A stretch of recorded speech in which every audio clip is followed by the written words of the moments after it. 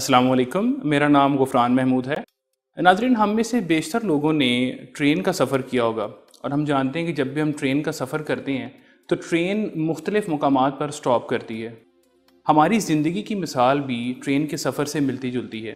जिस तरह एक ट्रेन में बैठा मुसाफिर अपनी मतलूबा मंजिल पर उतरने के लिए पहले से ही मनसूबा बंदी किए होता है, इसी तरह हमें अपनी ज़िंदगी में जो कामयाबी हम हासिल करना चाहते हैं, उस कामयाबी के सफ़र पर गामज़न रहने के लिए और अपनी मतलूबा मंजिल को हासिल करने के लिए पहले से मनसूबा बंदी की ज़रूरत होती है।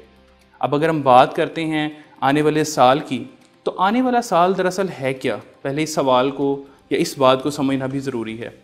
आने वाला साल दरअसल वक्त को मापने का एक पैमाना है।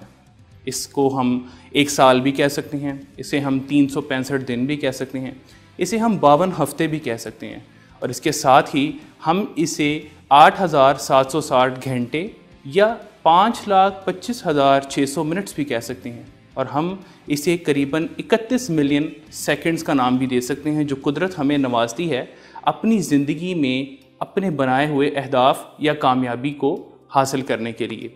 अब हम अपने इस नए मौके में, इस नए टाइम फ्रेम में कामयाबी को कैसे हासिल करेंगे, इसकी जो सारी बुनियाद है वो 3 मराहिल पर हो सकती है।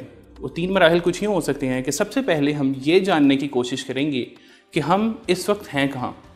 उसके बाद दूसरा मरहला ये होगा कि हम जाना कहाँ चाहते हैं, और फिर तीसरा और सबसे अहम स्टेप कि हम वहाँ पर जाएंगे कहाँ। यानी आप एक मिसाल से इसको ऐसे समझ लीजिए कि हम एक गुमनाम जजीरे पर मौजूद हैं और हम किसी सेफ़ और नोन प्लेस पर जाना चाहते हैं।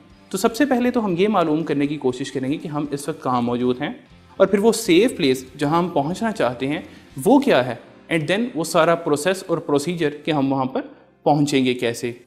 अब इस सारी प्लानिंग को अगर आप एक पेपर और पेन के थ्रू आप राइट डाउन कर लें, तो उससे क्या होगा कि आपको इसे समझने में और अपनी लाइफ का एक्सरे लेने में ज़्यादा आसानी रहेगी।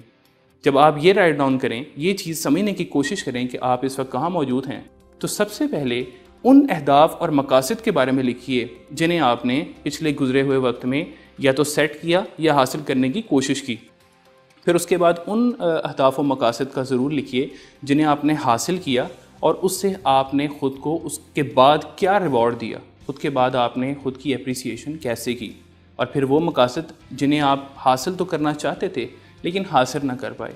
इसके साथ ही साथ ये भी ज़रूर लिखिए कि आपने गुजरे हुए वक्त से क्या सीखा।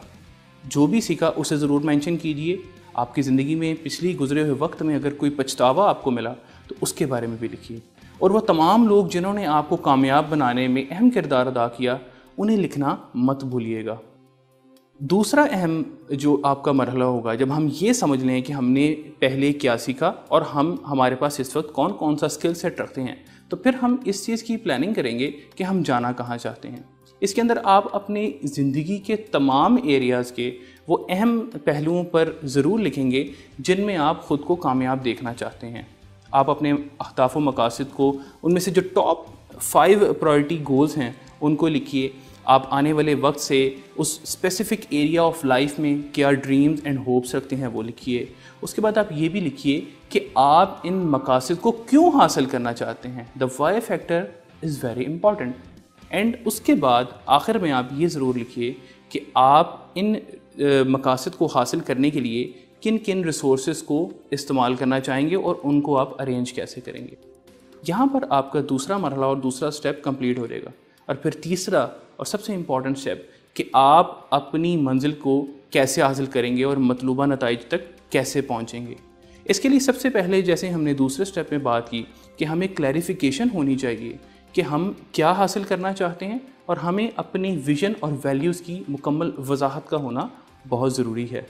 दूसरे नंबर पर हम अपने जो मकासद को हम वाज़ेह तौर पर समझ लेते हैं, तो फिर हमें उन्हें मुख्तलिफ़ छोटे छोटे स्टेप्स में तकसीम करके हर महीने और मंथ के हिसाब से हमें उसे सेट करने की ज़रूरत होगी कि हमने अपने मकसद का कितना हिस्सा किस माह में हासिल करना है।